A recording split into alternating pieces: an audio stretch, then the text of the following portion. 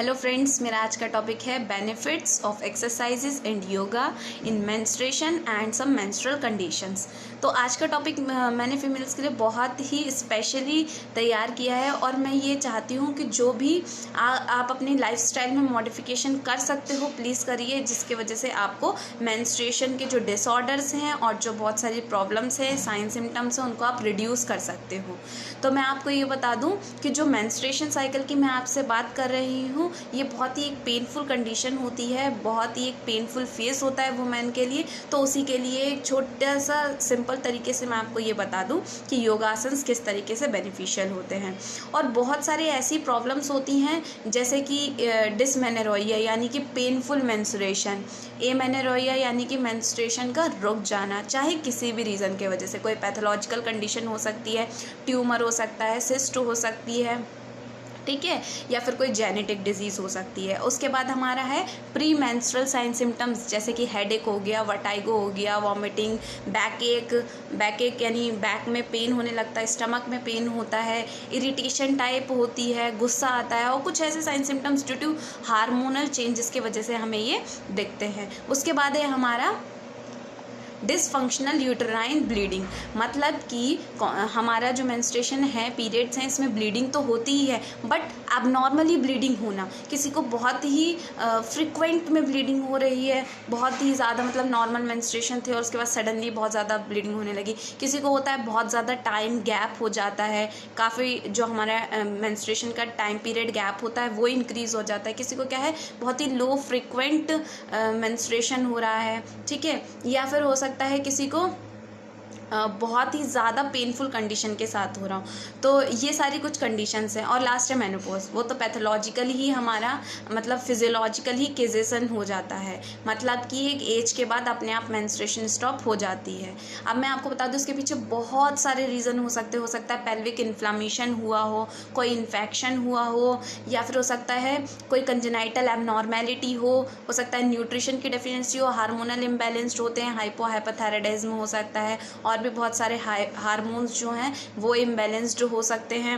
हो सकता है किसी को कोई जेनेटिक डिसऑर्डर हो, कोई साइकोलॉजिकल फैक्टर हो, उसके वजह से भी डिस्टर्ब रहता है, किसी तरीके से कोई मेडिसिन चल रही हो तो उसके वजह से भी हमारे मेंस्ट्रुएशन जो होते हैं वो डिस्टर्ब्ड हो जाते हैं। और इमेच्योर हाइपोथैलेमिक स्टिमुलेशन हो जाए या हिस्टेरेक्टोमी, रिमूवल ऑफ यूट्रस हो जाए, ये सारे बहुत सारे कॉजेज़ हैं जिसकी वजह से हो सकता है। सबको अलग अलग हो सकता है।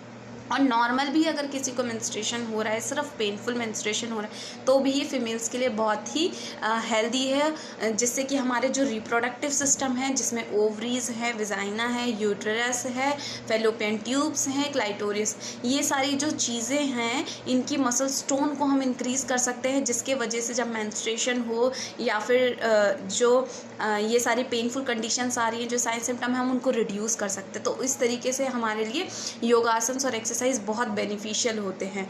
तो मैं कुछ आपको योगासन एक्सरसाइज बता रही हूँ। और हाँ, अगर मैं आपको ये नहीं बोल रही हूँ कि सिर्फ ये ड्यूरिंग मेंस्ट्रुएशन ही करना है, आप इसे अपनी डेली लाइफ में एडप्ट करिए और उसके बाद देखिए कि कुछ टाइम के बाद जब मेंस्ट्रुएशन हो रहा है तो आपको किस तरीके से बेनिफिट मिल रहा है। बहुत सारी कंडीशंस हैं, जो भी आपकी मेडिसिन चल रही है, जो भी चल रही हैं, आप उससे कंटिन्यू रखिए। मैं आपको उसे बंद करने के लिए नहीं मना कर रही हूँ, बस उसके साथ साथ अपनी लाइफस्टाइल में इन योगासन्स और एक्सरसाइज को एडप्ट करिए। और उसके बाद कुछ इस तरीके की एक्सरसाइज हैं, light weighted exercise, mild walking हो गया, लो रेजिस्टेंस एक्सरसाइज हो गया। बहुत ज़्यादा हैवी वर्क नहीं करना है क्योंकि ऑलरेडी ब्लीडिंग हो रही है, और ज़्यादा हम एक्सर्ट करेंगे तो उसके लिए कॉन्ट्राइंडिकेशन हो जाएगा। तो मैं आपको कुछ नॉर्मल आसन्स और योगा के पोज बता रही हूँ, जिससे को कि आप अपनी लाइफ में ऐड करिए और फिर उसके बाद देखिए। तो वन बाय वन मैं आपको बताती हूँ। तो सबसे पहले हम बात करते हैं ताड़ासन की। ताड़ासन को करने के लिए आपको पहले ऐसे हाथ करने हैं, उसके बाद ऐसे इसको इंटरलॉक करके हाथ को एकदम सीधा करना है, और उसके बाद सांस लेते हुए धीरे धीरे पंजों को ऐसे उठाना है और कुछ टाइम तक सांस को रोक कर रखना है, और उसके बाद धीरे धीरे एड़ी को नीचे लेकर आना है, और इसके बाद इस तरीके से ये हमारा ताड़ासन कंप्लीट हुआ। दूसरा है हमारा त्रिकोण आसन। त्रिकोण आसन के लिए पैर को आप इस तरीके से फैला लें और हाथ को इस तरीके से खोल लें, और उसके बाद अपने हाथ को इस वाले हाथ से इस वाले पैर को टच करना है और इस वाले हाथ से इस वाले पैर को टच करना है। इस तरीके से आपको त्रिकोण बनाते हुए ये वाला प्रोसेस बार बार रिपीट करना है। ठीक है, ये हुआ आपका त्रिकोण आसन, ये यहाँ पर कंप्लीट हुआ। तीसरा है हमारा वज्रासन। वज्रासन में बैठने के लिए आप दोनों पैरों को इस तरीके से पीछे फोल्ड करिए और इस तरीके से बैठिए। इसमें आपको कॉन्टिन्यूसली 4 से 5 मिनट के लिए बैठना है। और चौथा है हमारा अर्ध मत्स्य आसन, जिसके लिए आपको इस तरीके से बैठना है, इस पैर को इधर रखना है और इस वाले हाथ से इसको और यहाँ करके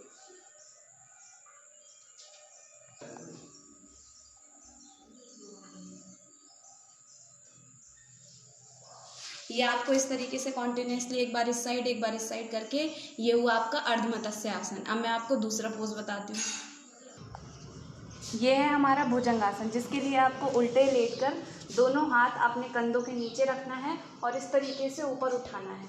इस पोजीशन को होल्ड करना है आपको गिनती करके 10 तक। 1 2 3 4 5 6 7 8 9 10। अगर आपसे पूरा हो रहा है तो पूरा कर सकते हैं, अदरवाइज आप इतना भी कर सकते हैं। उसके बाद वापस धीरे धीरे नीचे तक, इसी को आप कंटिन्यू कर सकते हैं। ये आपका कंप्लीट। अब ये हमारा आसन है हलाल आसन, जिसके लिए आपको ऐसे सीधे लेटकर दोनों हाथ नीचे और धीरे धीरे पैर को ऊपर उठाते हुए पीछे की तरफ टच करना है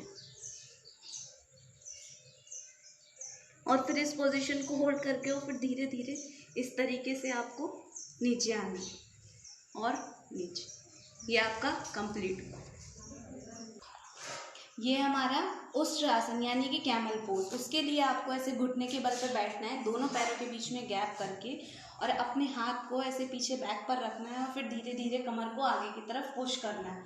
और उसके बाद दोनों हाथ को अपने एड़ी पर इस तरीके से प्लेस करते हुए चेस्ट को अपर रखना है और उसके बाद आपको हेड का मूवमेंट करना है।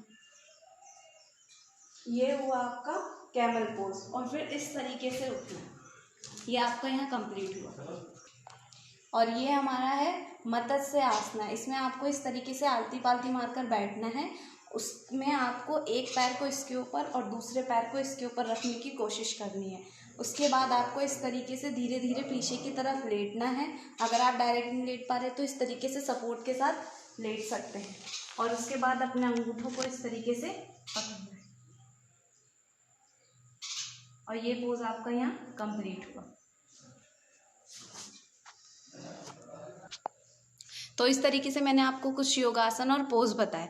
आपको ये बता दूं मैं कि कोई भी पोज करने से पहले आपको पहले अपने बॉडी के जनरल मूवमेंट्स करने होंगे और हल्की माइल्ड स्ट्रेचिंग करनी होगी और उसके बाद ये योगासन आपको अप्लाई करने होंगे ड्यूरिंग पीरियड्स। ये आपके लिए अगर आप नहीं कर रहे हैं तो मत करिए, मगर अपनी लाइफस्टाइल में एडअप करिए, इससे कि आपको बहुत बेनिफिट मिलेगा। और अगर कोई क्वेरी है, अगर कोई क्वेश्चन है तो मैं आपको बता दूं कि आप कमेंट कर सकते हैं और मेरे से कांटेक्ट कर सकते हैं। नीचे मेरा कांटेक्ट है, मेल आईडी है।